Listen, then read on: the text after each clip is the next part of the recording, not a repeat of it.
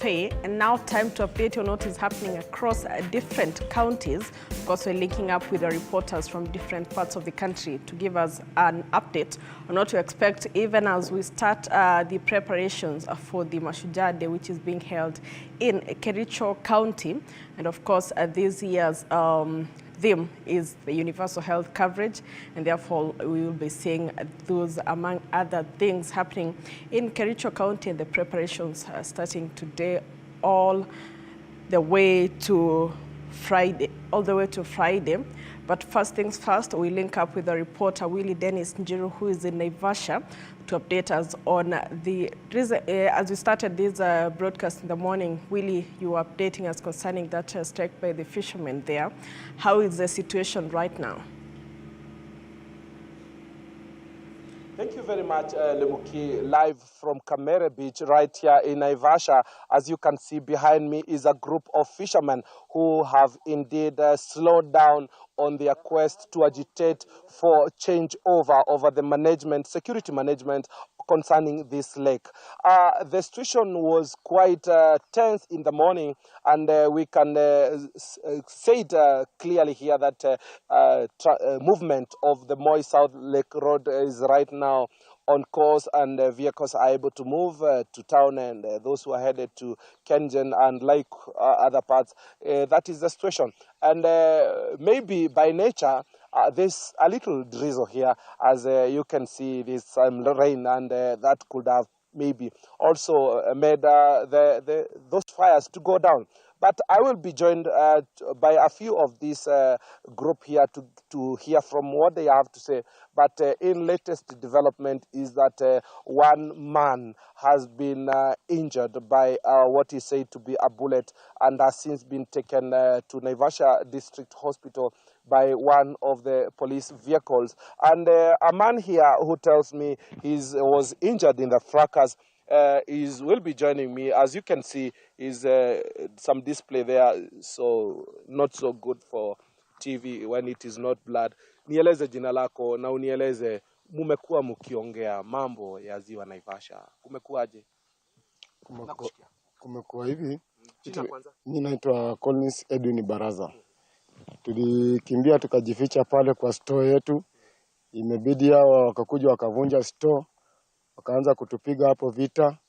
Wakanipiga, wakaniumiza zaidi. Najaribu kuwaambia mimi nimejificha hapa, sitaki mambo mingi. Hapana, wewe ndio unapiga mawe, unaturushia mawe. Naambia hapana, mimi nimekaa tu hapa ndani, sina maneno mingi. Ikabidi sasa mimi kujitetea kwangu.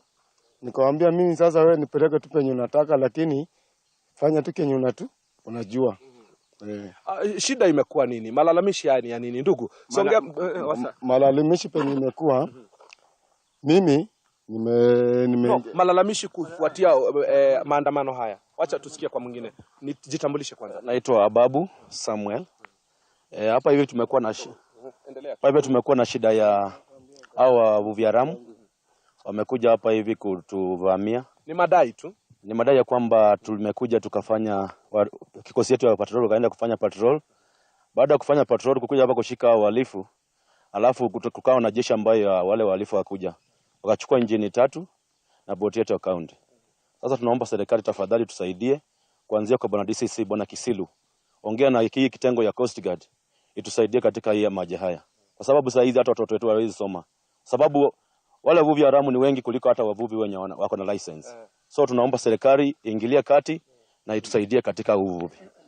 Asante. Wacha tusikia kutoka kwa mwanadada hapa. Dada, nieleze jina lako na utueleze hali imekuaje. Umekuwa mkiteta kwamba mnafahamu badilishwe kikosi. Jitambulishe jina kwanza. Naitwa Karen Acheng. Mimi ni mvuvi na tumeishi tukilia hili jambo. Coast Guard inatumiza. Saizi haitusaidii, inatumiza. Because hata hili jambo likitendeka, Coast Guard ilikuwa kwa maji. Venye walipigiwa, walipatikana wako kwa maji na wako kazini. Na inaweza kuwaje walikuwa kwa maji na hii kikosi yetu ya patrol team ilienda na ikashika boti ya uhalifu. Waliposhikwa boti yao ya uhalifu na wale wakaita jeshi yao, na wao watu si ati ni bot moja ama mbili, ni bot mingi. Walikuja wakiwa 8 boats according to our our patrol leader anaongea akisema zilikuwa boat 8 na watu 5, those are 40 people. Na 40 people kwa hao watu wengine, so unaona hiyo lazima wangewaumiza. Hata ni bahati tunaomba Mungu kwa sababu hawakuwaingiza kwa maji saa hizo. Sasa walikimbizana, walipoletwa wahalifu nje wakafuata hao watu wao, wakademand funguliwe, walipelekwa kwa seli yetu tuko nayo hapo kwa beach, wafungiwe ili kukikucha washughulikiwe. Walikuja wamebomoa hapo, wakatoa watu wao, kuharibu zaidi. Wakaenda kwa stores zetu, wakachukua engines, wamechukua tank, walivunja stores 2, wakachukua engine 2 na tank 1 na tank 3 na boti ya county na engine ya county. Kuharibu zaidi. Walipokuwa wanaenda juu sasa maskari nao walikuwa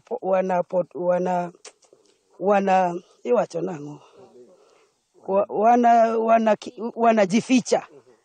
Unfortunately, mmoja wao maskari hakumanage kuescape. Wakamchukua wakamweka kwa boti ya county hiyo, wakaenda na yeye. Ambapo hata saizi tunasikia hayuko. Bado uchunguzi inafanywa. Sisi hatujui venye itakuwa. Lakini kilio chetu kama wavuvi wa Naivasha, hii Coast Guard wakati wa Sirma ilitusaidia zaidi. Lakini kutoka yule anakuwatch Sirma ni nani? Sirma alikuwa mkubwa wa Coast Guard. Alienda tena tukaomba akarudi.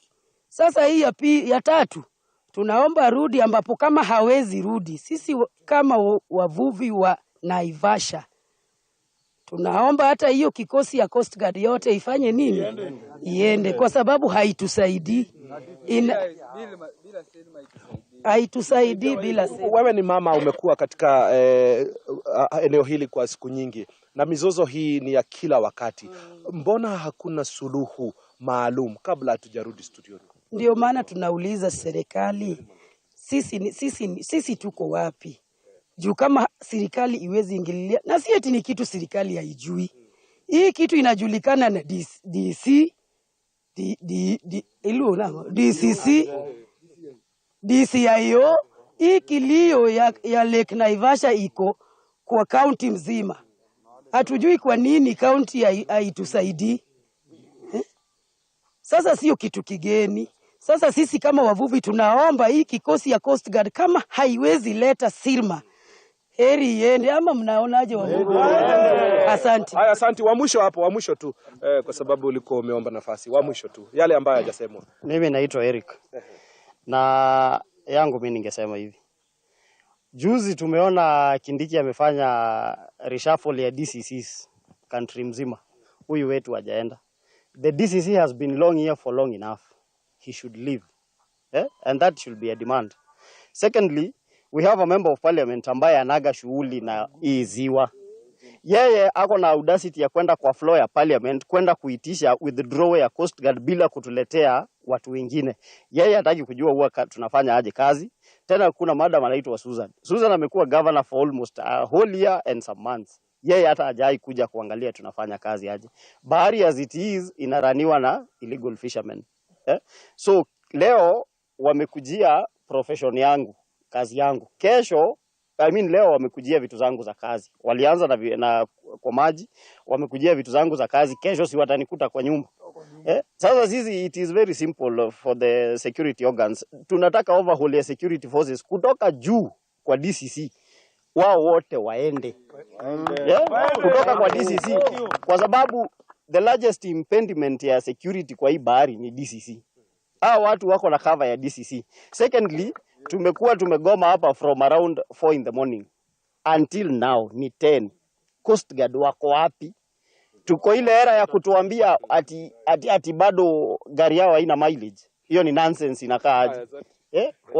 Watoke hapa na kama hawezi tuletea kina Sirma wao wote waende. Nashukuru.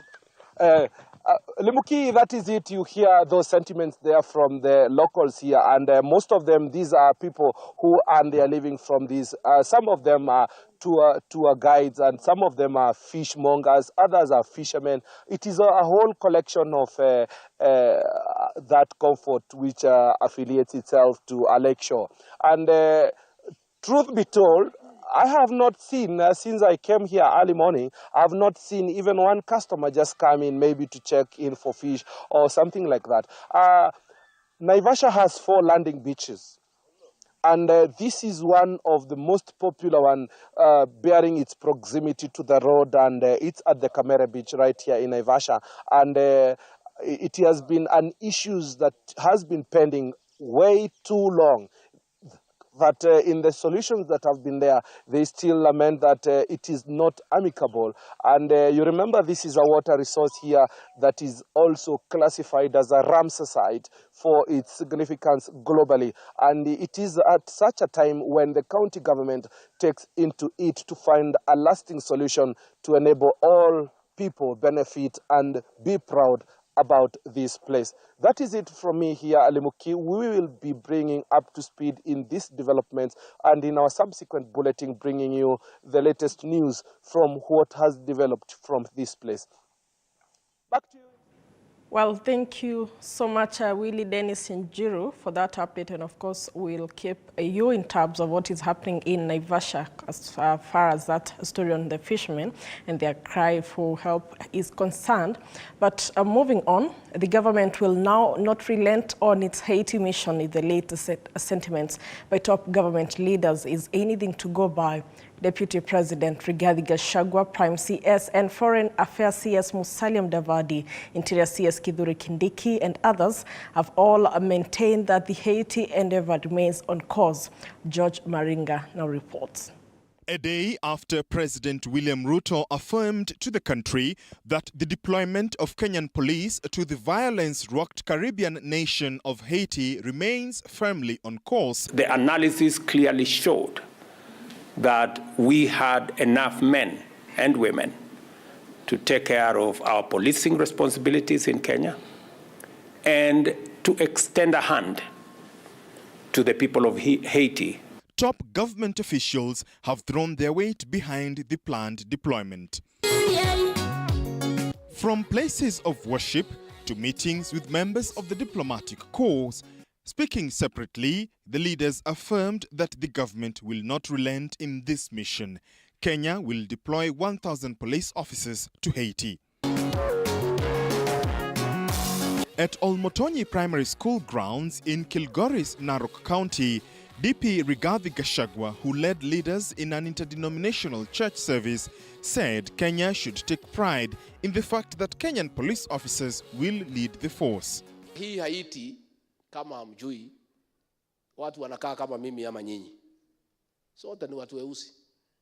Sasa tukisikia watu wetu wanaumia, si labda walitoka hapa siku ya slave trade. Si tuende tuwasaidie. Rigathi was accompanied by other leaders, including leader of majority party in the National Assembly, Kimani Ichung'wah.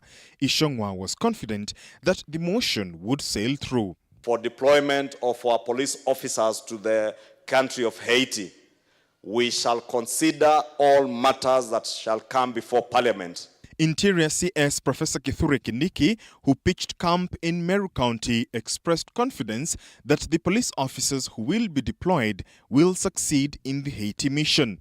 The way in the past Kenyan soldiers and Kenyan troops have succeeded to bring peace in many countries around the world, even this time round, we are going to succeed in Haiti.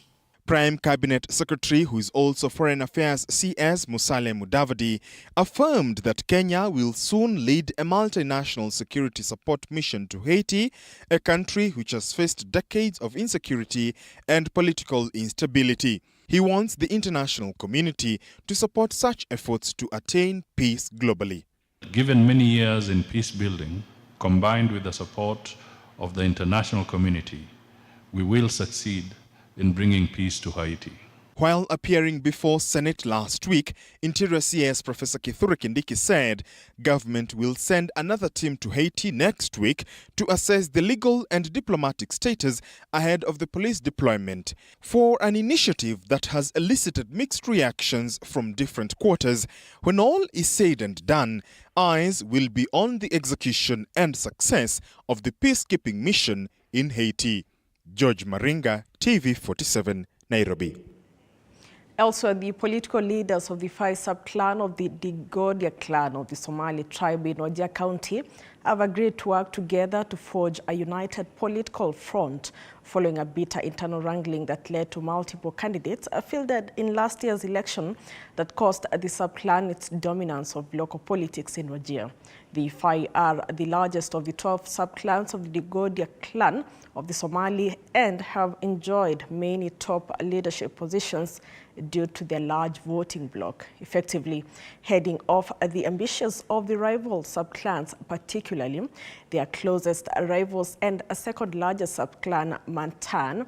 The consensus came after a three-day meeting concluded at the Fai Sultanate Center in Wajir. Our very own Hashim Jamal filed this report.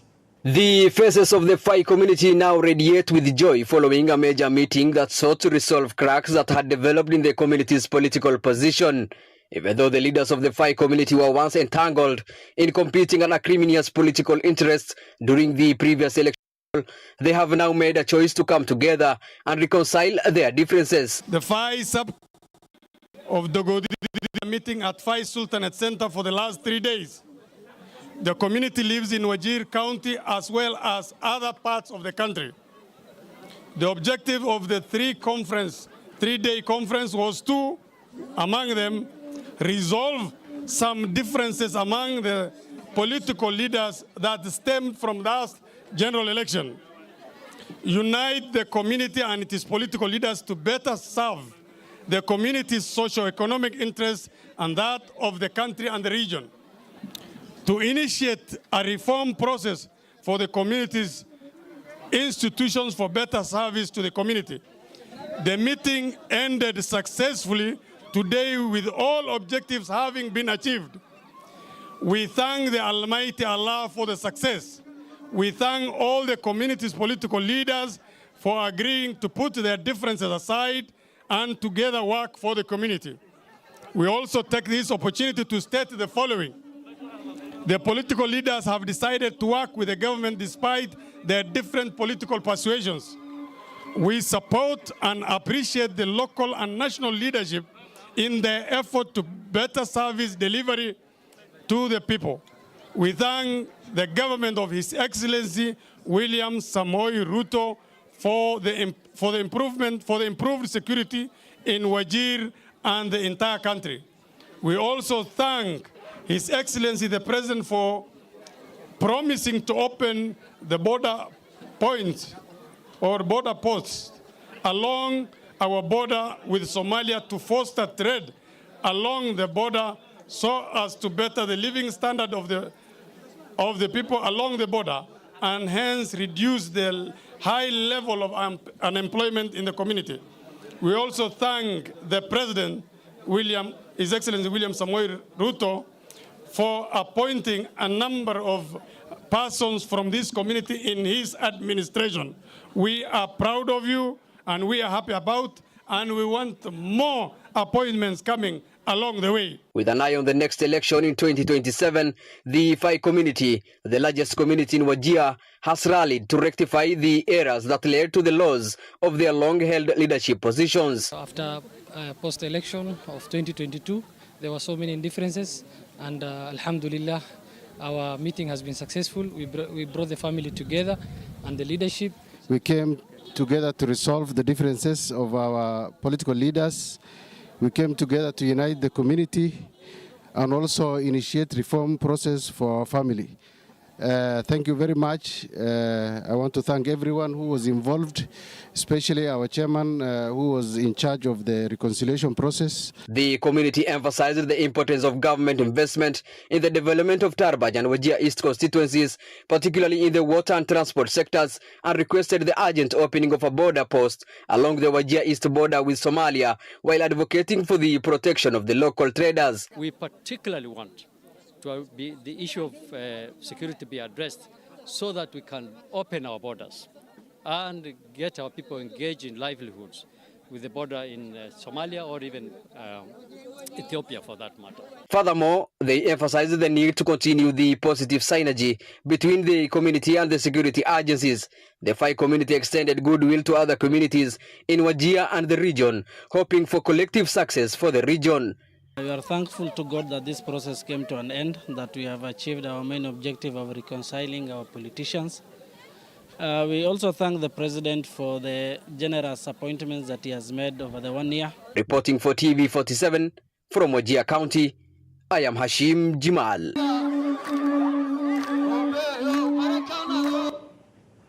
Now, it's every woman's dream to have a healthy, beautiful, and attractive skin. The journey is, however, not short of its challenges, as the monster acne continues to wreak havoc in our society today. It's alarming to note that close to 9.4% of the world's population are dealing with the condition, which brings about low self-esteem and depression. Our reporter Nelly Lusigi interacted with a lady with the condition and brings us the following report. Meet Ingrid Kalsvik. By many standards, she is beautiful. She considers her complexion as one of the more attractive parts of her. But for 6 years, Ingrid's view of herself has been wrecked by doubt, fear, and shame. The culprit that has robbed her of sleep, peace, and confidence is nothing else but acne. I have dealt with acne for 6 years now. For Ingrid, high school was a nightmare because of acne. You can get like to comment about somebody just walking up to you, they're asking you, Kwani, hi Ingrid, hi, how are you? Kwani, what's happening to your face? There were points where I didn't even want to look in the mirror, honestly. And it's not only in high school, because there's sometimes you just feel low. Tired of shame and pain, she began to search for alternative methods to fight this nightmare. Among the many things that she tried was applying natural products, but these efforts bore no result. Because in high school, all my days, we used to apply aloe vera, which aloe vera is, I know that one might have helped or whatever. I've done potatoes, tomatoes, ndizi, baking soda, avocado, mayai. After years of searching for an answer, Ingrid has resorted to one solution. If she can't fix it yet, she'll cover it up with makeup. People think that you're applying makeup for other people, while in the case itself, it's for yourself. You know, if you look good and if you feel good, you get a boost of confidence. So that confidence was not there for me at the time. So I used to play around with makeup. I think that's where my love for makeup came from. And I don't know, I would just feel confident without my scars being shown, because you don't need the questions. You don't need people walking up to you to ask you, does your face hurt when you touch it? A popular belief is that this condition is caused by hormonal imbalance and intake of food containing too much protein. People struggle with acne. Dermatologist Alice Waweru feels different. Acne is a skin condition that is very common in adolescents and people of the age of between the age of 9 years to 30 years. So it's just about to explain what it is. It's really an infection, or rather overproduction of sebum, where the sebaceous glands, which produce oil or sebum, they get infected with bacteria we call Cryptobacterium acnes. She advises that the best way to deal with this nightmare is to see an expert, and makeup is not a solution either. As we have a classification of acne, where we have mild acne, we classify it as mild acne, moderate, and severe. So meaning whatever rash you have, whatever bump you have, any breakout, you should come immediately to hospital to seek treatment. Ingrid has a message for anyone suffering with acne. You end up comparing yourself to very many people, and you forget that there are filters. You forget that there is makeup. You forget that there are products that people cake onto their face. They have layers. So you hear frustrated over a picture that somebody has edited or photoshopped. A story of hope and resilience is what Ingrid depicts. And she continues to encourage the rest who are struggling with the same condition as hers, not to succumb to social media pressure, for it is in our scars that we get to identify who we really are. Nelly Lusigi, TV 47. Well, thanks, Nelly Lusigi, for that beautiful feature there. And now we take a short commercial break. We'll be back with more. Stay tuned.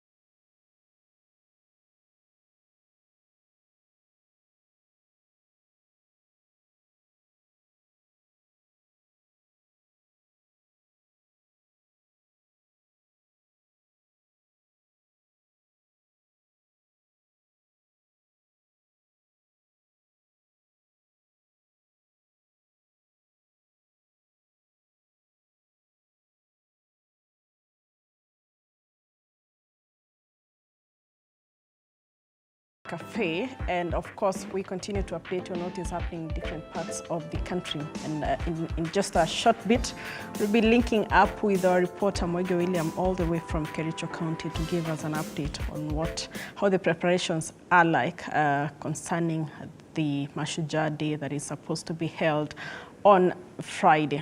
But right now let's have a look at the Today in History.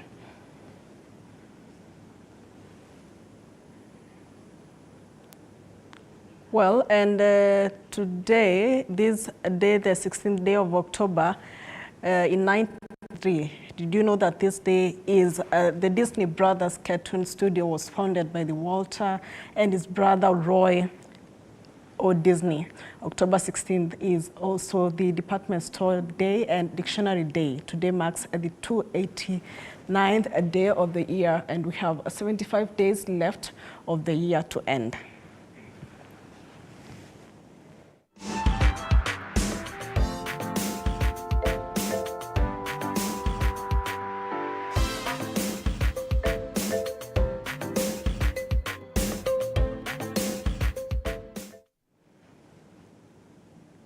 Well, and let's now link up with Moige William, all the way from Kericho County. Good morning, Moige. How is the weather like in Kericho County there, and how are the preparations as far as the Mashujaa Day is concerned that is supposed to be held there on the 20th of October, this Friday? And remember, even with the theme being universal health coverage, are there peoples already starting to show their exhibitions there concerning in preparation for that day? Moige? Good morning, Flora Lemukiwe, joining you from Cheborgei. I hope I got that name right. It's a village within Litein. And this, as you have mentioned, it's part of the preparation as we gear up to the main event that is on Friday the 20th, being Mashujaa. And this year's theme, it's all about matters health, universal health coverage, more so Afya Mashinani. And as you can see behind me, we are right at the center of where we're expecting the Deputy President Rigathi Gachagua to be here, a household. And this is the aim of the universal health care, to bring medical services at the household level. There you have it. This is the house that we're expecting Deputy President Rigathi Gachagua to be here, and to see essentially some of the kits that were distributed on the 25th of August, that is earlier last month, to more than 100,000 community health volunteers. How best can those equipments be put into work?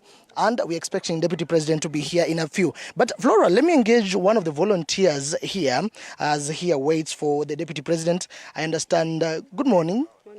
Tuanze na tutumie lugha gani? Kiswahili, Kizungu? Kiswahili. Okay. Tuanze na jina lako, we can mix better. Tuanze, let us start off with your name and what essentially are we expecting here today?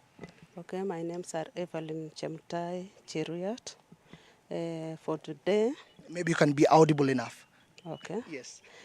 Siku ya leo tunatarajia Deputy President akuja angalia hii kazi yetu tunafanya kwa vijiji, but the work is very good. Tumefurahia. Sawa, tuko hapa kwa hii familia kwa assess mtoto na tuone vile hizi zinafanya. Hii mashine ya tumepewa tablet na madawa ya kufanyia kazi community. Sawa. All right. Earlier on, you people, you are working without. All right. Live pictures here. You are working quickly. We can do this. You are working without equipment, but now you have equipment. How will this impact on the work you do towards the society? Okay. Hii kazi saa na equipment inarahisisha kazi yetu. Kitambo kazi ilikuwa mingi, but saa hii imekuwa rahisi sana. All right. Tunashukuru. Thank you for your time. Okay, let us, Flora, let us give you live pictures on what is happening here. We can see quite a number of motorcade streaming into this household. Let us just show you some of the live pictures that is happening here. Remember, we're expecting Deputy President Rigathi Gachagua to be joining this household any moment from now. As you can see, that is Dennis Itumbi, one of the top officials in the Kenya Kwanza government, making his way, shaking hands with some of the people here. And quite important to see him around here. Good morning, Dennis. Morning. Maybe a word? We are live on TV 47. Oh, yes. Yes. Great to see you here today. Yes. Quite important to see you here today as you accompany Deputy President Rigathi Gachagua here. Maybe what is your word to the viewers that are watching you live here on TV 47 today? Well, this is a beginning towards the launch of a radical and bold new way of delivering healthcare in Kenya. So for this 1 week, we are doing what we call the National Holidays Thematic Week, where I'm the chair. So we are here just to actually see how it's going to work in real life, and that will be done shortly. So I'm sure you, TV47, will be here and following as you'll get the story. Sure. A quick one before I let you go. Yeah. The government is planning to bring health services at the household level. What does this mean for the common mwananchi? I would wish that comes within the day today. The Deputy President will be launching that. So let's leave that message for the Deputy President. I'm sure TV47 will be with us throughout the day. Thank you. Well, Flora, there you have it from Dennis Itumbi, who's chairing the committee that will be running the whole affair ahead of Mashujaa. And we are here, boots on ground, already to see what will be transpiring and taking place. Don't mind, I'm checking out and looking out what is happening behind my background. But we are keeping tabs on this and more details in our subsequent bulletin. Over to you, Flora.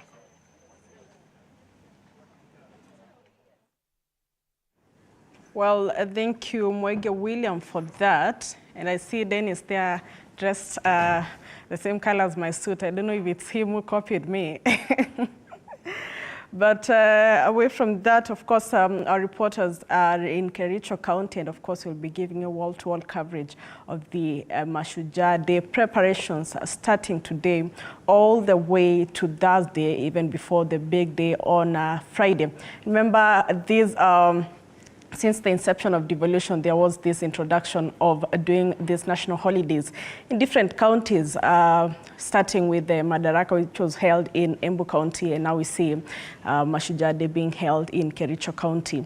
And that is something that the former President Uhuru Kenyatta introduced in a bid to even promote different counties and see what exactly goes on in those counties. And the main theme for these years, Mashujaa Day, is universal health coverage. And that is what we'll be seeing going on all the way this week, even as residents of Kericho County and people traversing all the way from different counties to just showcase what they have. Remember, on Friday we had that expo, manufacturing expo, largely speaking on how local manufacturers are able to produce pharmaceutical products, even as we try to buy Kenya, build Kenya. And remember, with most of the products being imported from foreign countries, I think this is a time now even for Kenya to actually make sure that we are able to have locally produced products, since we have the capacity to do so. But right now, I think we take a look at what is happening internationally, and we kickstart with the Afghanistan earthquake. And at least one person has died following a new magnitude 6.3 earthquake that jolted western Afghanistan. The region has already been hit by a series of potent quakes since October 7th, which has caused the death of over 1,000. And according to the World Health Organization, at least 100 people are being treated for injuries in the regional hospital. Let's take a look at that.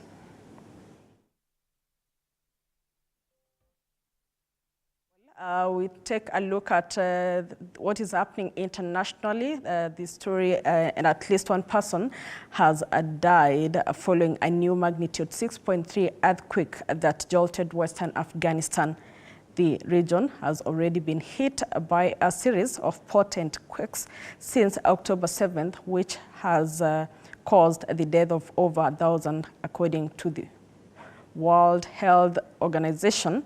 At least 100 people are being treated for injuries in the regional hospital.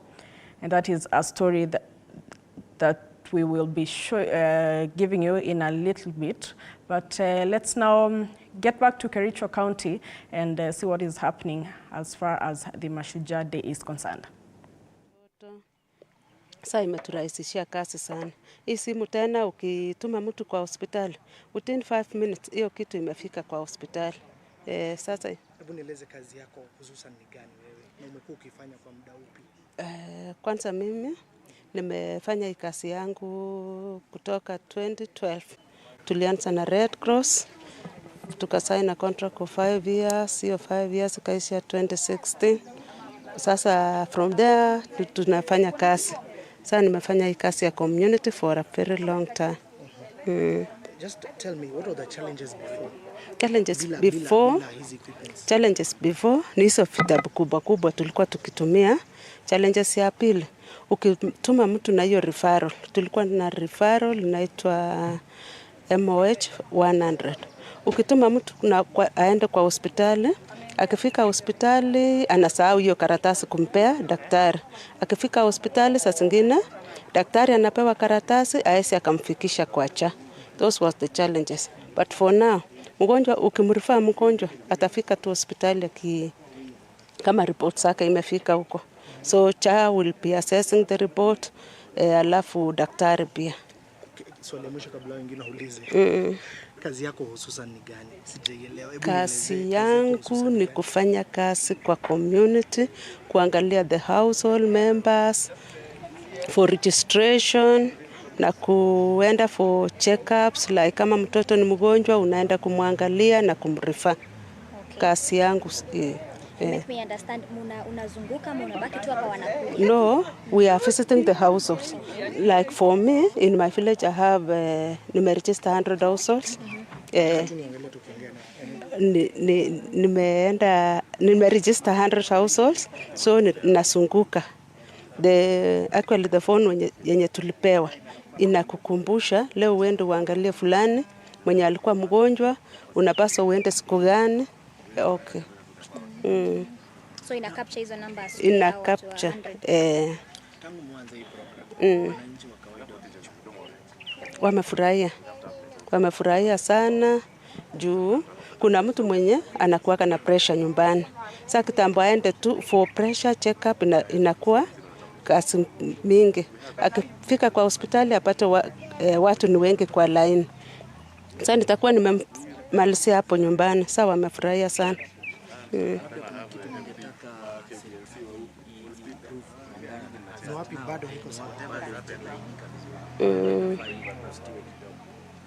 For now, tunaona tu kila kitu iko sawa, ni kumshukuru tu huyu watu wenye walitengeneza hii kitu, ni kuwashukuru because they are giving us a token like kitambo hatukuwa nayo, ni kama kushukuru tu. Unadili na magonjwa gani haswa? Unaelewa wewe hujasomea ile swala ya utabibu, lakini umepewa mafunzo kidogo, si ndio? Okay. Una training. So unadili na nini haswa? Like tukiwa community, mimi naweza pima pressure, nipime sukari, nipime hata malaria, nipeane dawa kama hii kidogo kidogo tu. As I refer, it's like a first aid. Nikirefaa waende hospitali.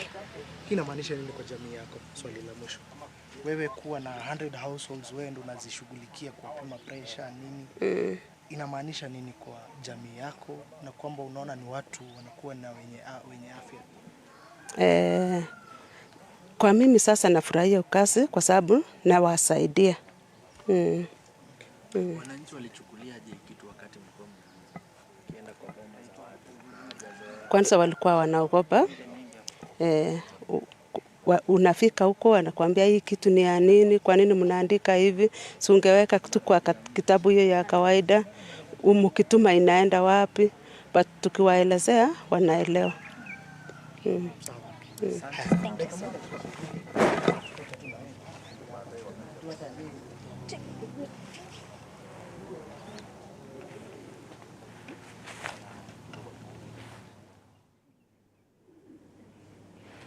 Well, that is still in Kericho County, speaking on what is expected or the next 4 days as we prepare for the Mashujaa Day. And remember, the Minister of Health is holding a conference for the next 4 days concerning the 4-day exhibition and conference will take place at Kaptatet Stadium ahead of the Mashujaa Day celebrations. And according to the ministry, the event serves as a precursor to the grand launch of the UHC on Mashujaa Day, which will be taking place on Friday. But right now, let's now link up with reporter Linda Alela to give us an update on what the residents there are up to as far as the Mashujaa Day celebrations are concerned.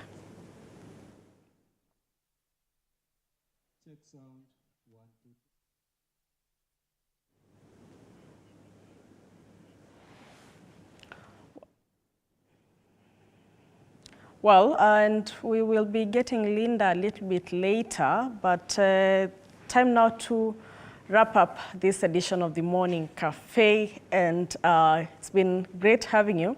And of course, well, I'm told we now have Linda Lela, and Linda, if you can hear me clearly, kindly update us on what is happening as far as the preparations for the Mashujaa Day on Friday are concerned.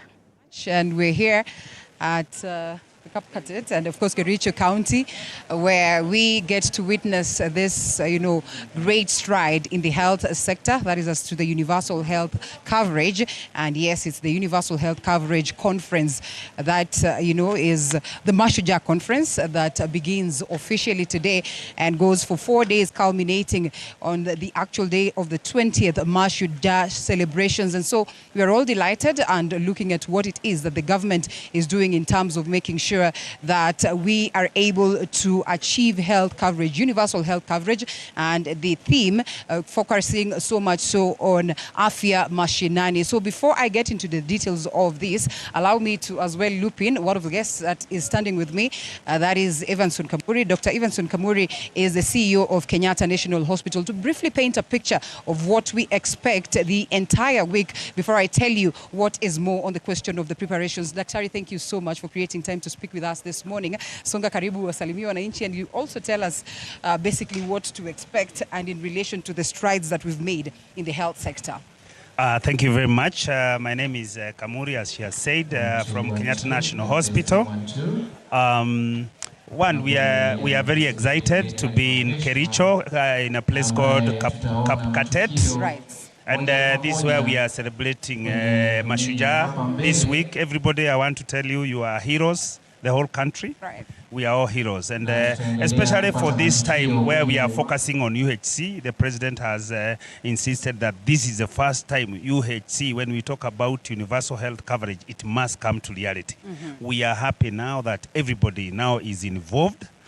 From the community level to the ministry level, and even for some of us who are in national referral, we are also involved. We want now to help people facilitate from the Mashinani up to where you need specialized services. We are happy that for once now we can see there is a lot of light at the end of the tunnel. At what point then do we involve the common mwananchi and the masses now that we're saying it's Afya Mashinani? Everybody, like now, for example, this morning we are going to the community. We have now the community health promoters who will be participating at the local level. We have level 1, level 2, level 3, level 4, up to where I am, level 6. Everybody now get involved in health provision. And the government is providing a lot of support, a lot of network, so that each Kenyan will be assured of being healthy. By making sure we are giving you the right, we are preventing first, we are curing where need be, and we are also rehabilitating where need be. Every part of the health system is involved, and we are happy. We are happy that we are seeing now the truth coming to reality. All right. Well, Dr. Evanson Kamuri of Kenyatta National Hospital, the CEO, thank you so much. I'm sure we'll be engaging some more because we're here for the whole week. You're as well here for the whole week. Yes. And we're all excited.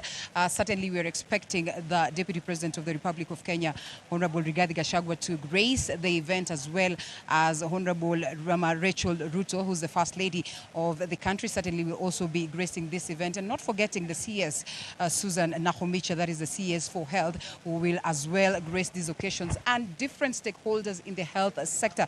Remember, it is all about involving the common mwananchi. It's all about making sure that to the grassroots, everybody then is taken care of health-wise. It's been quite a challenge. It's been quite a journey as a country, but as Daktari would rightfully say, the president is committed, the president of the Republic of Kenya is committed to see that we are getting this. And so it's quite a journey that we have begun since independence. One of the key things and one of the troubles that we've had as a country, but we certainly hope that we are on track. I have seen officials from the World Health Organizations. We also have the Principal Secretary who's going to say jambo to us briefly. I know time is rushing very fast. Thank you so much, Mheshimiwa, for creating time. Thank you. Briefly, Thank you what to much. expect for the day as we say jambo to the people? First and foremost, I want to welcome everybody to Kericho County. Tuko hapa ground na mambo kwa ground iko vile vile iko sawa.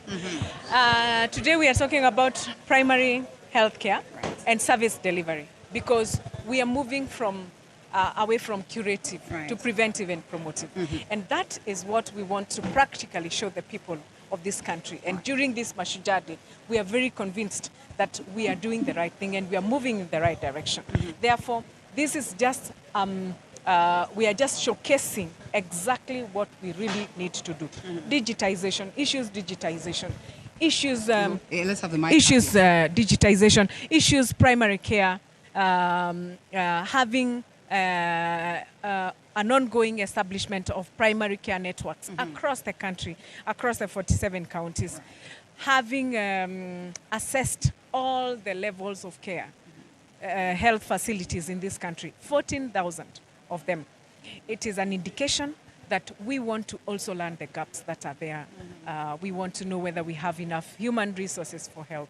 We want to know that we have the right equipment in our hospitals, because health is a key agenda for this government. You speak about human resource, and briefly, we witnessed the commissioning of the community health workers, which is something that has been received, you know, with allegations, but equally with some bit of resentment, especially from those ones that are in the quarter of the health sector. How are we going to manage this so that even as we stride and we go ahead, then we do not get to witness rifts that are bound to drag us behind? You know, ma'am, community health promoters are not replacing any profession at any given time.